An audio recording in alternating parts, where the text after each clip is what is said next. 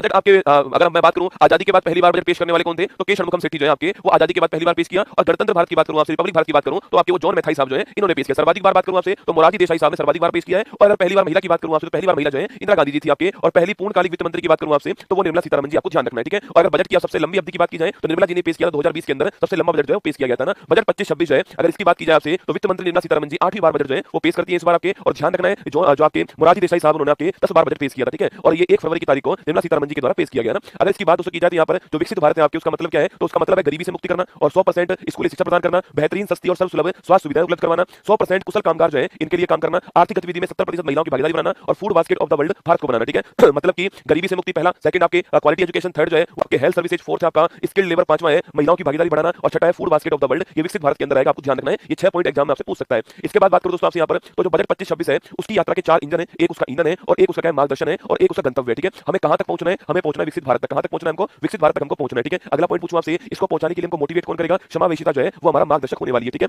अगर बात करूं आपसे ईंधन क्या होगा, तो ईंधन हमारा होगा सुधार, क्या होगा, रिफॉर्म। किसमें रिफॉर्म करना, 4 इंजन में रिफॉर्म करना। ये 4 इंजन कौन कौन से होंगे, तो ध्यान रखिएगा, किसी एक इंजन होगा। इसके अलावा दोस्तों एमएसएमई जो इंजन होने वाला है, इसके अलावा निवेश एक इंजन होने वाला है और इसके अलावा निर्यात। तो 4 इंजन होने वाले कौन कौन से, ये महत्वपूर्ण सवाल है। 4 इंजन कौन कौन से होंगे, एग्रीकल्चर, एमएसएमई, निवेश, इन्वेस्टमेंट और निर्यात, ये 4 इंजन होंगे, ठीक है। और ईंधन क्या होगा, सुधार जो है वो ईंधन होगा, ठीक है। और मार्गदर्शन क्या होगा, समावेशिता होगा, ठीक है। और गंतव्य क्या होगा, कहां तक पहुंचना है हमको, विकसित भारत तक पहुंचना है, ये हमारा डेस्टिनेशन होने वाला है, ये आपको ध्यान रखना है, ठीक है। चलिए दोस्तों आगे बढ़ते हैं। पहला इंजन आपके कौन सा हो गया, कृषि आपका पहला इंजन है, ठीक है। कृषि की अगर मैं बात करूं आपसे यहाँ पर, तो एक योजना हमने स्टार्ट की है, प्रधानमंत्री प्रधानमंत्री धन धान्य कृषि योजना। कौन सी है, प्रधानमंत्री धन धान्य कृषि योजना हमने स्टार्ट की है। इसका उद्देश्य कृषि की जो उत्पादकता है उसको बढ़ाना है और 100 जिलों के अंदर इसको स्टार्ट किया, ठीक है। तो पहला क्वेश्चन हो गया, 100 जिलों के अंदर स्टार्ट किया गया। उद्देश्य क्या है इसका, उद्देश्य ये इसका जो प्रोडक्टिविटी आपकी उत्पादकता को बढ़ाना उद्देश्य हो गया है, ये आपको ध्यान रखना है। प्रधानमंत्री धन धान्य कृषि योजना सवाल पूछ सकता है और 1.7 करोड़ किसान जो है इनको इससे फायदा होने की उम्मीद है, ठीक है। आगे देखिए आपके अगला क्वेश्चन आपके सामने यहाँ पर जो है कि दलहनों में आत्मनिर्भरता मिशन, ठीक है। ये भी एग्जाम में सवाल बन सकता है कि दलहन जो है इसमें जो आत्मनिर्भरता है इसकी बात करूं आपसे, तो कितने साल के लिए होता है, 6 वर्ष के लिए होता है। कितने साल के लिए, 6 वर्ष के लिए मिशन है। अगला क्वेश्चन है, 3 तरह की दाल इसमें, तूर या फिर अरहर होगी, उड़द होगी और मसूर होगी, ठीक है। तो तूर, उड़द और मसूर ये तीनों दाल इसके अंदर होने वाली है और 6 वर्ष के लिए मिशन होने वाला है। एग्जाम में सवाल पूछ सकता है कि दलहन के लिए जो आत्मनिर्भरता मिशन है वो कितने वर्ष के लिए, 6 वर्ष के लिए। कौन कौन सी दाल है, तूर, उड़द और मसूर जो है ये 3 दाल इसके अंदर होने वाली है, ठीक है।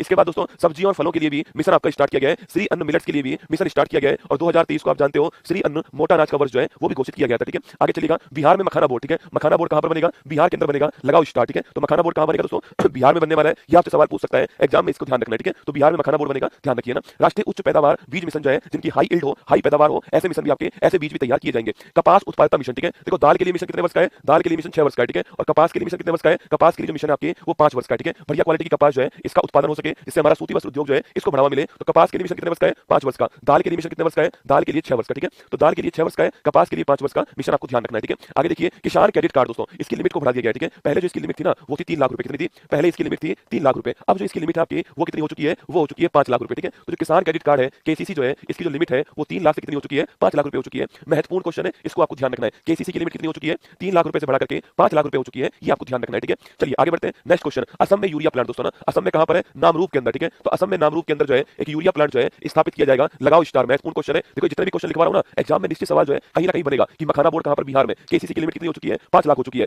दलहन के लिए कितना वर्ष है आपके, दलहन के लिए 6 वर्ष हो गया। कपास के लिए कितना वर्ष है, 5 वर्ष हो गया, ठीक है। अगला क्वेश्चन हो गया नामरूप की बात करूं आपसे, ये असम के अंदर जो है यूरिया प्लांट की स्थापना नामरूप के अंदर होगी और 12.7 लाख मीट्रिक टन जो है इसकी उत्पादन क्षमता होने वाली है, ठीक है। आगे देखिए दोस्तों आपके इसके बाद में दूसरा इंजन कौन सा है, माइक्रो स्मॉल मीडियम एंटरप्राइज जो है ये आपका दूसरा इंजन हो गया, ठीक है। इसमें सबसे महत्वपूर्ण क्वेश्चन क्या है कि जो एमएसएमई है इसकी जो परिभाषा है ना उसको चेंज कर दिया, ठीक है। माइक्रो स्मॉल मीडियम जो एंटरप्राइज है इसकी जो परिभाषा है उसको चेंज कर दिया, ठीक है। परिभाषा के 2 आधार है, एक तो आधार है निवेश और एक आधार है आपके क्या, आपके टर्नओवर, ठीक है। ये 2 आधार पर परिभाषा जो है वो बताई गई है, एक तो निवेश के आधार पे और एक जो टर्नओवर है उसके आधार पे। माइक्रो स्मॉल मीडियम की बात करूं आपसे तो लिखिएगा 2.5 करोड़ तक का निवेश माइक्रो कहलाएगा, 25 करोड़ तक का निवेश स्मॉल कहलाएगा और अगर 125 करोड़ पूछूं आपसे ये निवेश जो है क्या कहलाएगा, ये मीडियम कहलाएगा, ठीक है। तो 2.5 करोड़, 25 करोड़ और 125 करोड़ ये माइक्रो, ये स्मॉल और ये मीडियम आपको ध्यान रखना है, ठीक है। वही दोस्तों टर्नओवर की बात करूं आपसे, देखो यहां पर लिखा हुआ है, देखो ना, अगर निवेश की बात की जाए तो 2.5 करोड़, 25 करोड़, 125 करोड़, ठीक है। और टर्नओवर की बात की जाए 10, 100 और 500 कितना है, 10 करोड़ आपके स्मॉल माइक्रो में आएगा, 100 करोड़ आपके स्मॉल में आएगा और 500 करोड़ जो किसमें आएगा, ये आपके आने वाला किसमें, मीडियम के अंदर। सबसे महत्वपूर्ण सवाल है, ध्यान सुनना कि माइक्रो स्मॉल मीडियम एंटरप्राइज की डेफिनेशन चेंज कर दी है, ठीक है। निवेश के आधार पे 2.5, 25 और 125 आपको ध्यान रखना है माइक्रो स्मॉल मीडियम में। टर्नओवर के आधार पे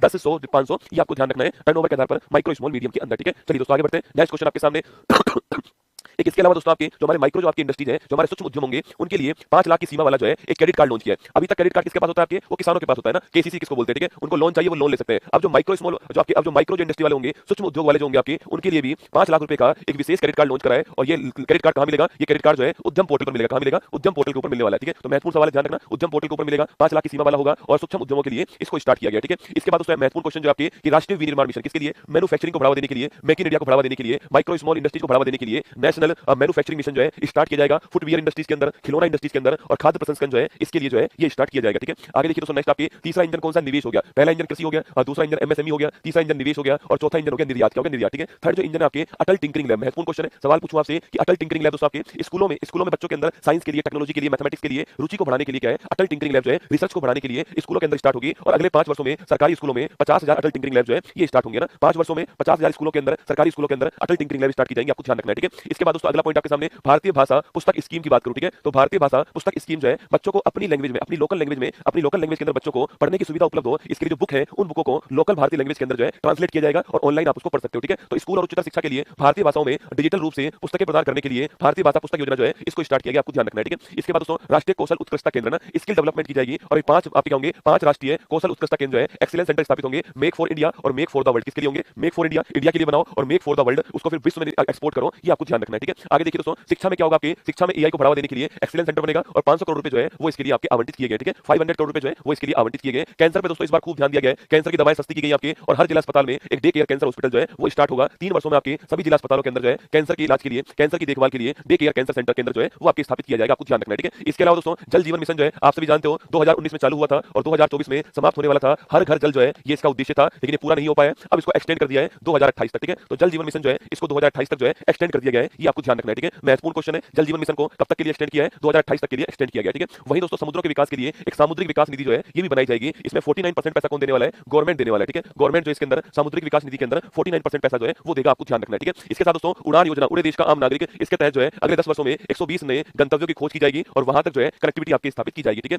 इसके बाद दोस्तों बिहार में क्या होगा? तो बिहार में ग्रीनफील्ड एयरपोर्ट जो है इसकी स्थापना होने वाली है, ठीक है? तो बिहार में ग्रीनफील्ड आपके एयरपोर्ट की स्थापना की जाएगी और जो मिथिलांचल बिहार वाला इलाका है वहां पर पश्चिम कोसी नहर जो है इसका भी विकास किया जाएगा, ठीक है? तो बिहार के अंदर ग्रीनफील्ड एयरपोर्ट बनाया जाएगा और मिथिलांचल में पश्चिम कोसी नहर परियोजना जो है वो आपकी स्टार्ट की जाएगी, ठीक है? इसके बाद दोस्तों आपके इसके बाद पूछूं आपसे, एक मिशन स्टार्ट होगा ज्ञान भारतम मिशन। कौन सा है? ज्ञान भारतम मिशन। इसमें दोस्तों 1 करोड़ से अधिक जो हमारी पांडुलिपि है ना, जो हाथ से लिखी गई आपकी पांडुलिपि, आपके हाथ से लिखी गई जो होती है उनके संरक्षण के लिए क्या होगा? ज्ञान भारत मिशन लॉन्च होगा, ठीक है? तो 1 करोड़ से अधिक जो पांडुलिपि है इनके संरक्षण के लिए ज्ञान भारत मिशन जो है, ज्ञान भारत मिशन जो है वो स्टार्ट किया जाएगा, ये आपको ध्यान रखना है, ठीक है? चौथा दोस्तों इंजन कौन सा? आपके निर्यात जो है, एक्सपोर्ट जो है ये आपका चौथा इंजन हो गया, ठीक है? एक्सपोर्ट दोस्तों आपके चौथा इंजन हो गया, ये आपको ध्यान रखना है। और एक्सपोर्ट में आपूर्ति को बेहतर करने के लिए, सप्लाई को बेहतर करने के लिए एक भारत ट्रेड नेट प्लेटफॉर्म जो है इसको लॉन्च किया गया, ठीक है? तो एक्सपोर्ट में आपूर्ति को बेहतर करने के लिए भारत ट्रेड नेट प्लेटफॉर्म जो है इसको लॉन्च किया गया, आपको ध्यान रखना है, ठीक है? वही दोस्तों एक सबसे महत्वपूर्ण लिखना आपके जो सुधार है ना, जिसकी मैंने कही थी आपसे कि इंजन का ईंधन जो है सुधार है, इस सुधार में बीमा क्षेत्र जो है हमारा जो इंश्योरेंस सेक्टर है, इस इंश्योरेंस सेक्टर के अंदर पहले 74% लिमिट थी, अब वो कितनी हो चुकी है? आपके 100% जो है एफडीआई लिमिट कर दी गई है, लगाओ स्टार्ट, ठीक है? तो अगर पूछूं आपसे कि जो बीमा क्षेत्र है ना हमारा, जो हमारा इंश्योरेंस सेक्टर है, इस सेक्टर के अंदर 74% से 100% जो है आपकी वो लिमिट कर दी गई, किसकी? एफडीआई की लिमिट हो चुकी है।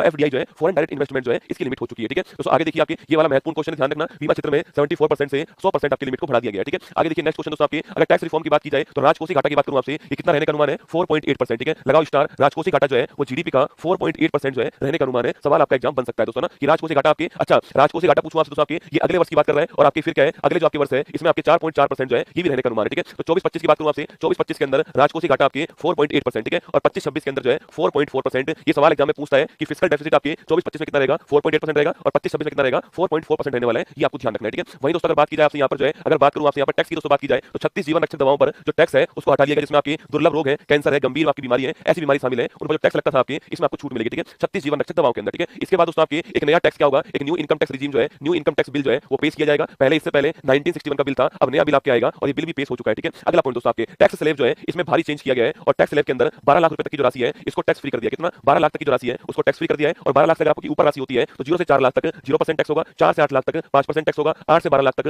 10% टैक्स होगा, 12-16 लाख तक जो आपकी 15% टैक्स होगा, 16 से 20 आपकी 20% होगा, 20 से 24 25% होगा और उससे ऊपर आपके 30% होने वाला है, ठीक है? तो 0 से 4 लाख 0%, 4 से 8 5%, 8 से 12 10%, 12-16 15%, 16 से 20 20%, 20 से 24 25% और 24 लाख से ऊपर कितना होगा? 30% टैक्स लगने वाला है। 12 लाख तक क्या होने वाला है? टैक्स की छूट आपकी दी गई है, ये भी आपको ध्यान रखना है कि 12 लाख से ऊपर जो है, 12 लाख के ऊपर वाला मैंने आपको स्लैब दिखा दिया, ठीक है? अब रुपया दोस्तों कहां से आता है और रुपया कहां जाता है, ठीक है? तो रुपया दोस्तों कहां से आता है, इस आने में पहला स्थान कौन सा है? उधार जो होती है पहले स्थान है, मार्केट बोरिंग पहले स्थान है 24%, स्टार लगाना। सर्वाधिक रुपया भारत में कहां से आता है? उधार से आता है, कितना आता है? 24% आता है, ठीक है? उसके बाद निगम कर से आता है, कितना आता है? 17% आपकी निगम कर से आता है। उसके बाद में सॉरी उसके बाद में आपकी आयकर से आता है, ठीक है? तो पहला स्थान उधार हो गया, दूसरा स्थान इनकम टैक्स हो गया, उधार से 24% आता है और जो इनकम टैक्स है उससे 22% आता है, ठीक है। तीसरा स्थान आपकी जीएसटी का हो गया, किसका हो गया, जीएसटी का हो गया। तो पहला स्थान पूछूं आपसे, पहला जो स्थान है, पहला स्थान जो पूछूं आपसे, पहला स्थान आपके फर्स्ट जो स्थान आपके उधार का हो गया, दूसरा स्थान आपके आयकर का हो गया, तीसरा स्थान तीसरा स्थान आपके जीएसटी का हो गया ना। तो उधार का 24% हो गया, आयकर का 22% हो गया और जीएसटी का आपके 18% हो गया, ठीक है। अच्छा, तो पहला स्थान उधार हो गया, दूसरा स्थान आयकर हो गया, तीसरा स्थान आपकी जीएसटी हो गया ना। इसके बाद दोस्तों पूछूं आपसे कि सबसे अधिक पैसा कहां पर जाता है, सर्वाधिक पैसा जो है करों और शुल्क में राज्यों का जो हिस्सा है 22% पैसा यहां पर आता है, ठीक है। करों और शुल्क में राज्यों का जो हिस्सा है वहां पर 22% जो पैसा आपके वो जाता है, ठीक है। दूसरे स्थान पर कौन आपकी ब्याज अदायगी जो है,